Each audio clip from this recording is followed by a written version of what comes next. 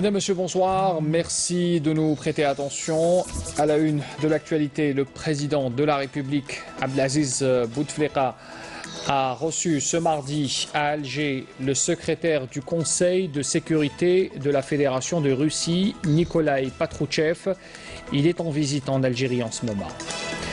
Le ministre des Affaires étrangères, Abdelkader Messahel, a tenu ce mardi à Alger une séance de travail avec le vice-premier ministre belge des Affaires étrangères, Didier Reynders, également en visite en Algérie. On écoutera également la ministre de l'Éducation nationale, Nouria Benrabrit, qui a indiqué ce mardi depuis Radaya que son département a déployé des efforts considérables pour résoudre les problèmes des autres doléances des syndicats du secteur de l'éducation. Benrabrit explique que cette forme de protestation qu'est la grève illimitée décidée par le CNAPES n'existe pas dans le glossaire du monde du travail et du syndicalisme. Nous l'écouterons également dans ce journal. Et puis vous le voyez sur ces images, on ira également visiter le Hara El Mesk au sud de Tiaret, où un jeune dresseur de chevaux s'est investi pour entretenir le legs de son père, Hadj Farhouli. Il était lui-même ancien champion d'Algérie de sport équestre dans les années 60. C'est un reportage signé Saïd Amayouf qu'on découvrira tout à l'heure.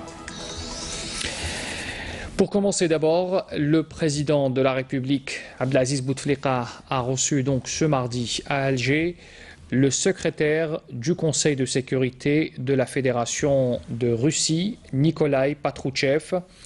Nikolai Patrouchev qui effectue une visite de travail en Algérie.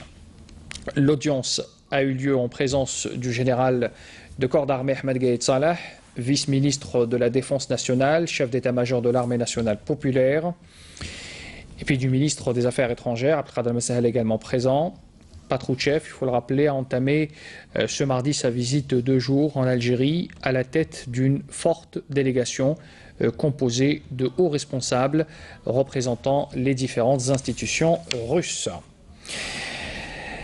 On parle également donc de cette 3e session du dialogue stratégique bilatéral algéro-russe sur les questions politiques et de sécurité qui s'est tenue ce mardi à Alger sous la coprésidence du ministre des Affaires étrangères Abdelkader Messahel d'un côté et du secrétaire du Conseil de sécurité de la Fédération de Russie, Nikolai Patrouchev, de l'autre. Cette rencontre s'inscrit dans le cadre des échanges réguliers de concertation entre les deux pays, et ce qui a permis aussi de procéder à un échange de vues dense et profond sur les situations de crise et de conflits en Libye, notamment au Mali et au Sahel, ainsi qu'au Sahara occidental, en Syrie et puis en Irak également. Cette rencontre qui a été aussi l'occasion d'aborder des questions liées à la lutte contre le terrorisme et l'extrémisme violent, stratégie globale de déradicalisation, ainsi qu'à la lutte contre le crime transnational organisé.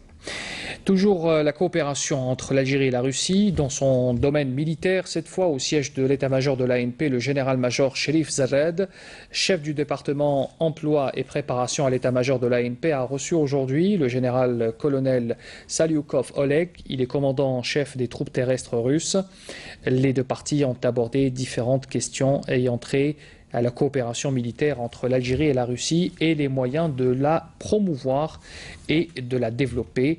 Des présences symboliques ont été échangées entre les deux parties à l'issue de cette rencontre. On parle de la coopération algéro-belge cette fois. Le ministre des Affaires étrangères, Abdelkader Messahel, a tenu ce mardi à Alger une séance de travail avec le vice-premier ministre belge des Affaires étrangères, Didier Reynders. La séance de travail s'est déroulée au siège du ministère des Affaires étrangères en présence des membres des 2 délégations. Le ministre belge des Affaires étrangères avait entamé peu auparavant une visite de travail de 2 jours en Algérie à l'invitation du chef de la diplomatie. Pour revenir sur cette séance de travail, je vous invite à écouter la déclaration de l'invité belge suivie de celle de notre chef de diplomatie, Abdelkader Messahel. La première chose, c'est vraiment de renforcer la relation bilatérale. Nous venons de signer un mémoire d'entente, comme on le traduit parfois, un MOU, pour renforcer les consultations bilatérales. Ça va nous permettre de travailler dans différents domaines. Le premier domaine que nous avons évoqué, c'est celui de la relation économique. Nous avons eu un peu de tassement dans les relations de commerce extérieur ces derniers temps. On veut vraiment relancer la démarche. Alors, il y aura une série d'initiatives qui seront prises pour cibler des secteurs. J'ai proposé par exemple le secteur des technologies vertes, le tourisme. parce qu'il faut démontrer la capacité de reprendre de plus en plus un flux touristique avec les mesures qui ont été prises dans tout le pourtour méditerranéen en matière de sécurité et de montrer qu'il est possible de développer la relation touristique. J'espère que dans tous les accords de transport que nous avons déjà signés, on pourra encore renforcer la relation aérienne avec un plus grand nombre de fréquences. Nous avons pour l'instant 7 fréquences par semaine. Nous souhaiterions passer à 10. À côté de cela, à la lutte contre le terrorisme, nous sommes confrontés au retour des combattants étrangers, à la lutte contre le radicalisme. Et j'ai trouvé excellente la proposition qui nous est faite par l'Algérie déjà depuis les rencontres entre les premiers ministres, et nous y sommes revenus ce matin, d'un dialogue stratégique sur toutes ces questions. Je crois que l'on va pouvoir le mettre au point. J'attends des propositions très, très concrètes sur la manière de faire, mais nous sommes tout à fait disposés à travailler ensemble avec les services de sécurité, de renseignement, les affaires étrangères, sur cette façon de gérer, par exemple, le retour des combattants étrangers, la lutte contre le radicalisme, mais aussi la déradicalisation de ceux qui reviennent. On a évidemment évoqué le phénomène migratoire. Nous avons évoqué les relations bilatérales, donc il y a une nécessité de les consolider et de les renforcer. Nous avons expliqué un peu quelle est la nouvelle stratégie de l'Algérie, de sortir un peu des hydrocarbures et faire dans la diversification de notre économie, donc la place du tourisme, de l'agriculture et dans d'autres secteurs. Je crois qu'il y a un partenariat qui peut s'établir entre les entreprises des deux pays, entre nos deux économies. Nous avons évoqué bien sûr les questions qui nous interpellent tous, la migration et surtout la migration clandestine qui est devenue l'un des sujets qui nous interpelle en tant qu'Algériens, mais en tant que Belges, en tant qu'Européens, en tant qu'Africains. Donc c'est des questions qu'il va falloir les prendre en charge, soit sur un plan bilatéral, mais également sur l'approche globale. Aujourd'hui, le monde, la question de la migration se pose en termes de développement, en termes de sécurité, et je crois que les approches gagneraient à être convergentes, notamment les points de vue africains, sur ces questions précisément, mais également les points de vue de l'Europe. Donc il y a de l'espace pour la discussion, du débat, et puis voir comment nous pouvons gérer ensemble et essayer de régler certaines situations quand on peut les régler ensemble. Bien sûr, nous avons évoqué les questions conflictuelles, il y a des questions de sécurité qui se posent à notre région, mais qui ont des relations directes avec la sécurité en Europe et ailleurs. Donc ces questions ont fait l'objet d'un large échange de vues, que ce soit la situation, la lutte antiterroriste, bien sûr, la relation entre le crime organisé et la lutte antiterroriste, mais également la situation de conflit aussi bien en Libye qu'au niveau de la zone sahélienne. Bien sûr, nous donnons toujours la primauté aux efforts qui sont engagés par les organisations internationales, notamment les Nations Unies, en ce qui concerne le règlement de la situation en Libye, mais également aux efforts qui sont faits par l'Union africaine pour certaines situations conflictuelles, s'agissant de l'Afrique centrale. Donc l'Afrique est déjà engagée dans des processus, que ce soit en Centrafrique ou bien en République démocratique du Congo, mais également s'agissant de la question du Sahara occidental. Là aussi, l'Afrique est impliquée, l'Union africaine est impliquée, elle a sa propre approche.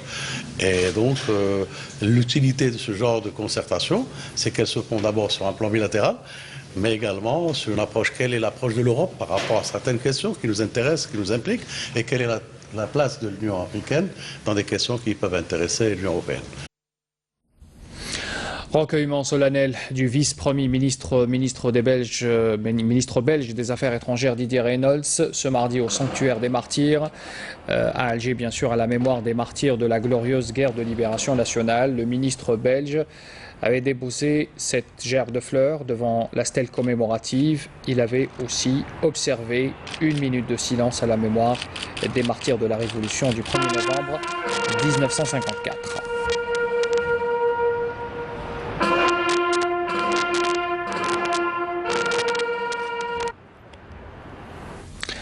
Le général de corps d'armée Ahmed Gaïd Salah, vice-ministre de la Défense nationale, chef d'état-major de l'armée nationale populaire, effectuera demain une visite de travail et d'inspection à la base centrale logistique de la première région militaire à Blida. Cette visite sera une opportunité durant laquelle le général de corps d'armée aura à inspecter les différentes chaînes de rénovation et de modernisation et constater aussi les divers matériels développés au niveau de cette base importante située dans la région de Bni Melled. 2 terroristes ont été abattus ce mardi à Jijel suite à une embuscade tendue dans la zone de Mashtat Mohsen par un détachement de l'armée nationale populaire. C'est ce qu'indique ce soir le ministère de la Défense nationale dans un communiqué. L'opération a permis de récupérer 2 pistolets mitrailleurs de Kalachnikov, un fusil à pompe et une importante quantité de munitions. Sachez également que le 7e terroriste parmi les 8 abattus vendredi dernier à Khanchla par un détachement de l'armée a été identifié. Il s'agit en l'occurrence du dénommé As Mustafa qui avait rallié les groupes terroristes en 2015. Dans le même contexte, on apprend également qu'un détachement de l'armée a découvert et détruit à Ain Defla 15 bombes de confection artisanale. Par ailleurs, et dans le cadre de la lutte contre la contrebande et la criminalité organisée, des gardes frontières ont saisi à Tlemcen cette fois une importante quantité de kif traités s'élevant à 318 kg.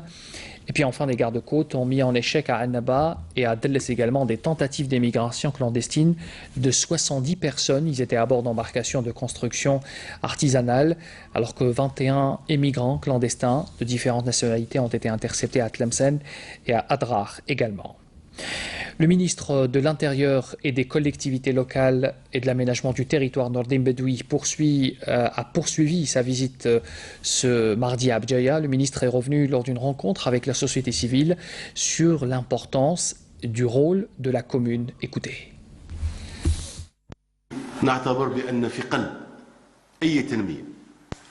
On considère que la commune a un rôle essentiel. Elle est au cœur de tout développement et de tout défi. Les citoyens doivent le savoir et les élus doivent accorder plus d'importance à cette structure de l'État pour être à la hauteur des attentes des citoyens. On écoutait également ce soir cette déclaration de la ministre de l'Éducation nationale. Nourdia Ben Rabrit a indiqué depuis Gardaya que son département a déployé des efforts considérables pour résoudre les problèmes des autres et autres doléances des syndicats du secteur de l'éducation. Elle s'exprimait en marge de cette conférence nationale portant sur les alternatives pédagogiques et didactiques pour la compréhension de l'écrit. Ben Rabrit avait expliqué et souligné surtout que cette forme de protestation, qui est la grève illimitée décidée par le CNAPEST, a été déjà déboutée par la justice. Elle n'existe pas dans le glossaire du monde du travail et du syndicalisme. Écoutez. ولكن بشرط أنا حطيت شرط باش نستقبلهم وعطيت حتى يوم باش نستقبل وباش ننطلقوا في هذا اللجن. الشرط تاعي هو كالتالي قال توقفوا. Nous sommes prêts à répondre à toutes les doléances réglementaires. D'ailleurs, nous avons demandé aux responsables du CNAPEST de suspendre la grève illimitée avant d'entamer un dialogue serein.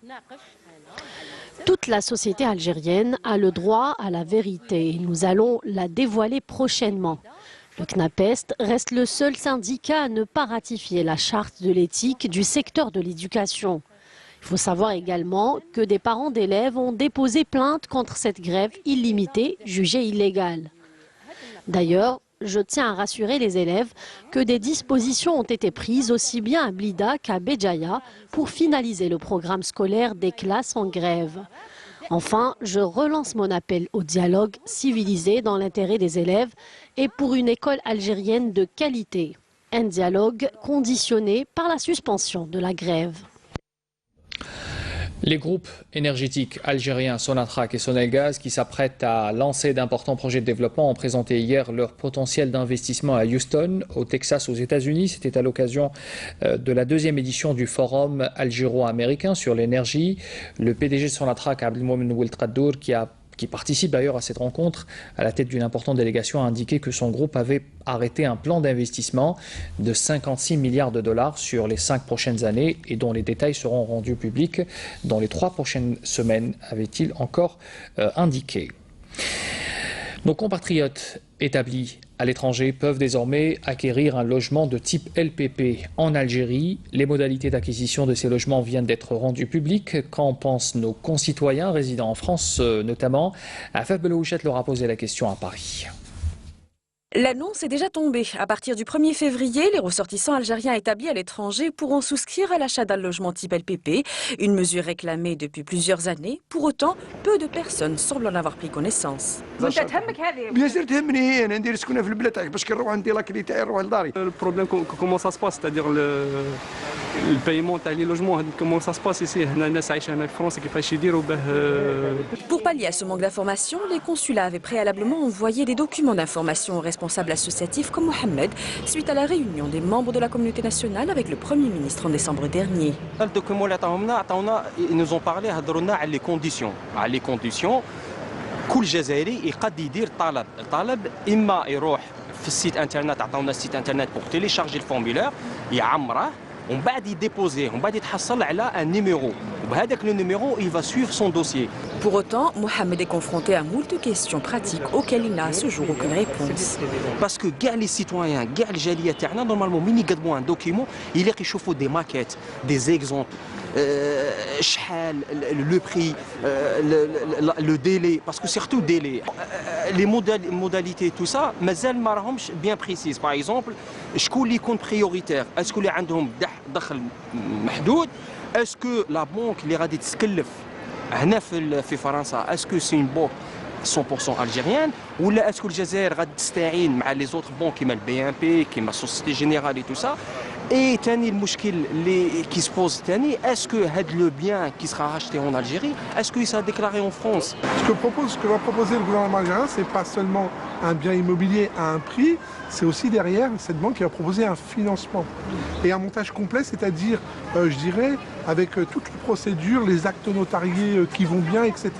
C'est acheté aussi dans la sécurité et surtout d'avoir cet accès au financement de biens en Algérie qui n'existe pas aujourd'hui en France, parce que les banques françaises n'ont pas aujourd'hui pour habitude de prêter et de financer des biens en Algérie pour une bonne et simple raison, c'est qu'elles ne peuvent pas hypothéquer ce bien qui est la garantie principale dans l'immobilier.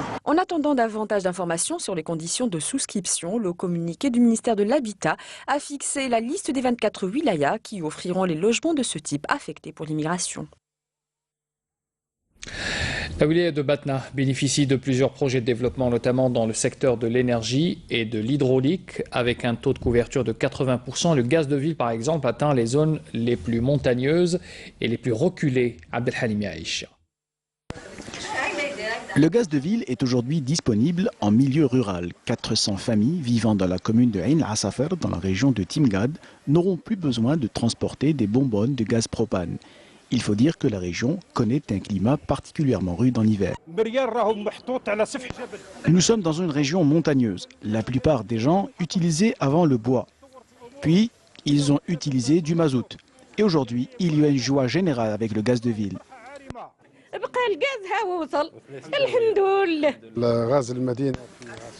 Le gaz de ville dans la capitale des Aurès, Batna, atteint les zones montagneuses les plus reculées, avec un taux de couverture de 80%, grâce au programme du président de la République. Le développement des zones rurales se concrétise notamment avec l'autosuffisance dans la production de poudre de lait et la construction de la laiterie de la Soubam aux normes internationales. Nous avons ce projet déjà prêt avec 1400 vaches laitières. Au final, il comprendra 5000 vaches laitières.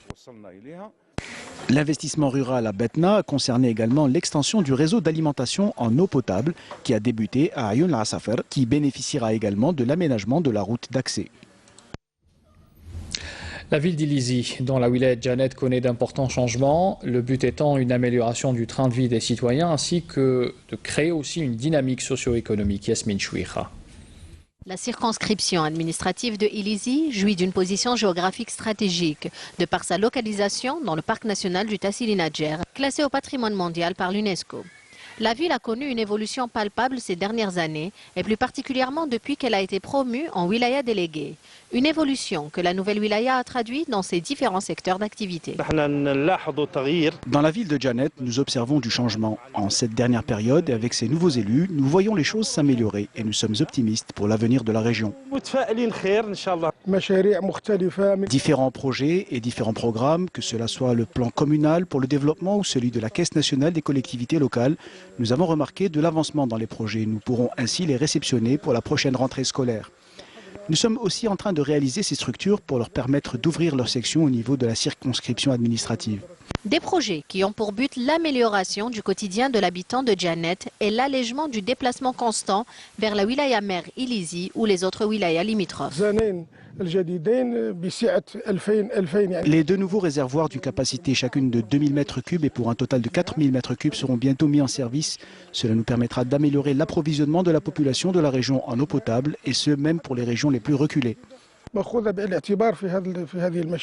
Afin de couvrir toute la zone par les ondes de la radio nationale, la région a vu l'installation récente de nouveaux dispositifs de transmission. Ilizi, cette région à l'importance mondiale, nécessite pourtant plus d'intérêt et surtout plus d'investissement dans le secteur du tourisme. Produire de la semence de pommes de terre locale est un objectif des services agricoles algériens. C'est un choix stratégique qui permettra à notre pays, bien sûr, d'économiser de l'argent tout en maintenant le même niveau de production. Exemple à Skikda avec Hasna Zoubiri. L'Algérie n'importera plus de semences de pommes de terre d'ici 2020. À Skikda, la pomme de terre cultivée cette année dans cette ferme pilote a été produite à base de semences locales. Le but est de diminuer la facture des importations. La semence algérienne ما dépassش les 50 dinars, entre 40 et 50 dinars. كي تعود عندنا البطاطس عندنا هنا في لي زونتربو تاعنا ما الوقت اللي نحبوا نزرعوا كاليبر راك تشوف كاليبر كيما هذا راه كاليبر كيما هذا ها تشوفوا هذه سيمونس الجيريان 100%. في لا سيمونس الجيريان عندنا روندمون كبير كيما تاع الخارج كيما تاع بلادنا. La commercialisation de la pomme de terre est gérée par l'Office national de la pomme de terre, une opération qui a débuté en octobre dernier et le produit a été distribué au marché de gros des 6 wilayas de l'est du pays. Jusqu'à présent, nous avons distribué plus de 6500 tonnes, une opération qui se poursuit à ce jour. Il faut que nous disposions également d'un stock de sécurité de près de 3000 tonnes. Tout dépend de l'offre et de la demande sur ce produit. Concernant le prix de la pomme de terre, il est vraiment bien étudié pour qu'il soit à la portée de tout le monde. En dépit de tous les efforts consentis et les mesures prises par les autorités concernées, le prix de la pomme de terre demeure victime de la spéculation. Puis on parle aussi de cette exploitation agricole à Zeralda qui a réussi à faire franchir ses produits les frontières algériennes pour aller chercher des clients à l'étranger. Dans cette pépinière de légumes de Zeralda, différentes variétés de légumes y sont cultivées. La sériculture et le bouturage font partie des activités phares de cette pépinière. Soumia Zarouali. Dans cette pépinière située à Zeralda, on cultive des légumes destinés à la consommation, tels que différentes variétés de tomates. Ces méthodes relèvent du domaine de la sériculture, appelée aussi culture sous serre. Nous cultivons différentes variétés de tomates, le poivron, le piment et les aubergines. Nous avons consacré cet endroit à la sériculture. Serre multichapelle et d'Altaneuf avec la méthode traditionnelle pour accroître la production et afin que ces produits soient prêts d'une manière précoce, surtout avec les agriculteurs du sud du pays, notamment Biskra et Ouadsouf. L'année passée, nous avons commencé à exporter nos produits en quantité considérable vers Dubaï et le Qatar. L'une des missions phares de cette pépinière n'est autre que le bouturage, un mode de multiplication végétale de certaines plantes. Nous cultivons les plants maraîchers et nous sommes spécialisés dans le greffage. À cette période de l'année, on fait le greffage de la pastèque, le melon, la tomate et le poivron. Nous préparons également les plants maraîchers pour les agriculteurs, après avoir commandé les semences de chez eux. Nous faisons l'élevage pour eux. La plante greffée prend environ 50 jours pour être prête. Pour ce qui est de la plante non greffée, c'est entre 25 et 30 jours, tout dépend de l'espèce. Nous sommes en plein hiver et à cette période de l'année, ces tomates ne peuvent être cultivées à l'extérieur. Donc les serres sont faites pour les protéger et leur fournir la température idéale et l'humidité qui permet à ce plant de survivre. Et puis chaque variété demande une attention et une méthode particulière. La pépinière s'emploie à élargir ses activités en améliorant la productivité des rendements de récolte afin de pouvoir répondre aux besoins du marché national. Puis on reste dans le même esprit pour parler de la culture des bonsaïs ou les arbres miniaturisés. Cette culture qui est présente en Algérie à travers notamment une association qui est active dans la ville de Cherchel à Tipaza. Beaucoup de passionnés de cet art asiatique viennent tous les jours pour apprendre les techniques de nanification des arbres. Fari El Hamdi, reportage. C'est à Cherchel que nous nous sommes rendus pour assister à une conférence atelier de bonsaï. L'association Bellombra de Cherchel poursuit son travail de sensibilisation sur la nature et les questions d'environnement de manière générale, étant donné que les objectifs de cette association sont l'écologie, la défense de la nature et de la culture. L'association Bel en Bras, comme son nom l'indique, c'est un arbre presque endémique de la région. L'idée Tana, c'est l'idée principale de l'association, c'est de défendre l'environnement et certaines qualités de vie. La manifestation portant sur l'art du bonsaï était animée par Radouane Ferrouhi, un expert autodidacte dans le bonsaï. Qu'est-ce que c'est un bonsaï?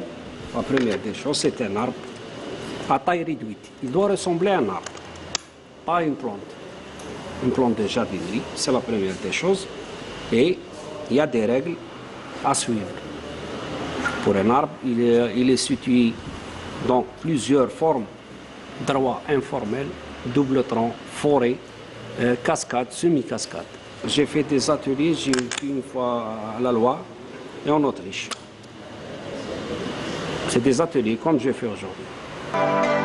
La culture du bonsaï est un art ancestral qui consiste à faire pousser un arbre ou un buisson dans un pot qui convient à toutes les essences d'arbres, contrairement à l'idée reçue qui veut que le plant soit issu d'un arbre tenace. Cette association a eu l'idée d'inviter des gens dans le domaine, des spécialistes dans le domaine. Et les gens qui ont assisté à cet atelier-là sont sortis d'une certaine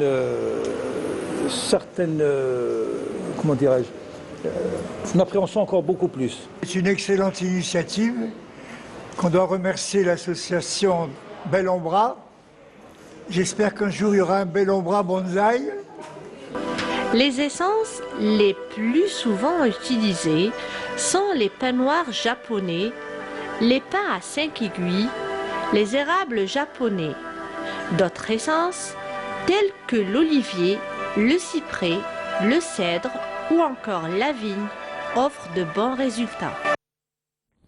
Voilà donc pour la culture des bonsaïs, spécialité asiatique. Revenons à présent en Algérie pour une spécialité plutôt algérienne, direction le Hara d'El Mesk au sud de Tiaret, où un jeune dresseur de chevaux s'est investi pour entretenir le legs de son père, Hadj Farhouli, un legs important du cheval barbe, bien sûr, que connaît la ville de Tiaret.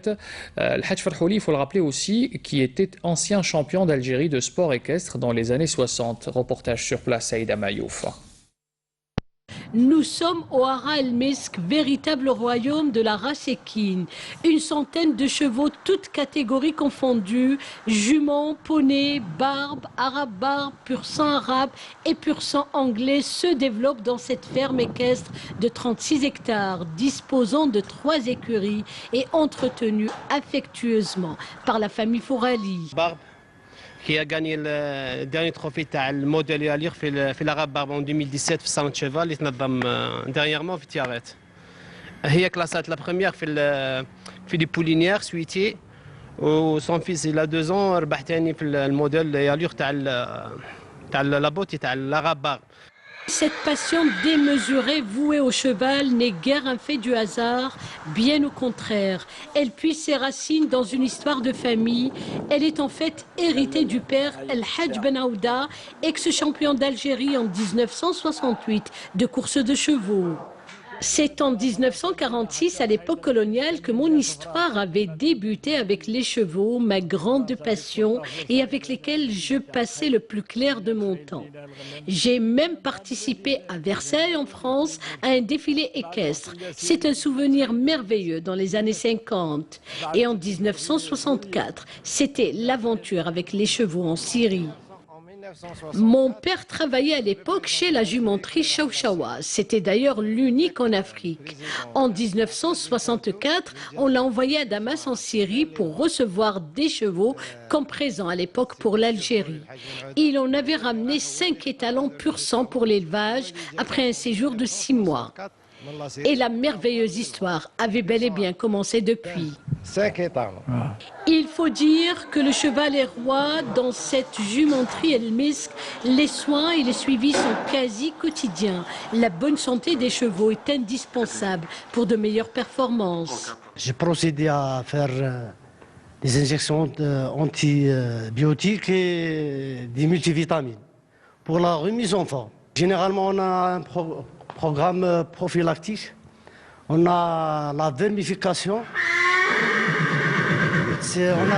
On a des produits, des vermifuges, des pâtes orales à donner aux chevaux, mais c'est périodique. Le Hara El Misk des Fourali demeure un bel exemple de l'implication de l'investissement privé dans le développement de la filière équine. Un atout de taille pour Tiaret, berceau du cheval barbe.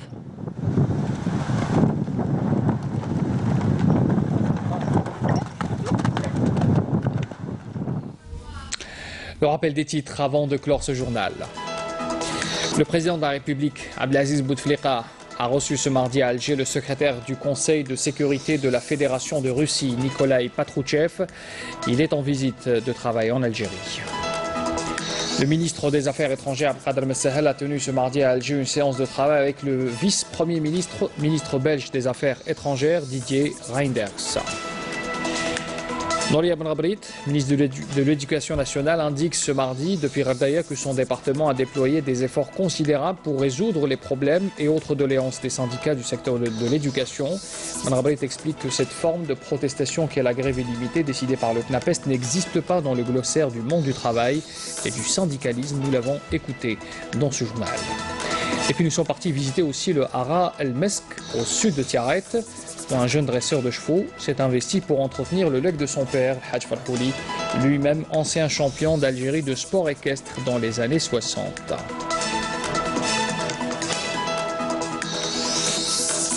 Fin de ce journal, merci de l'avoir suivi. Pour l'information, retrouvée demain à 12h à Mina Zahouf. Je vous retrouve pour ma part à 19h. Très bonne soirée à tous.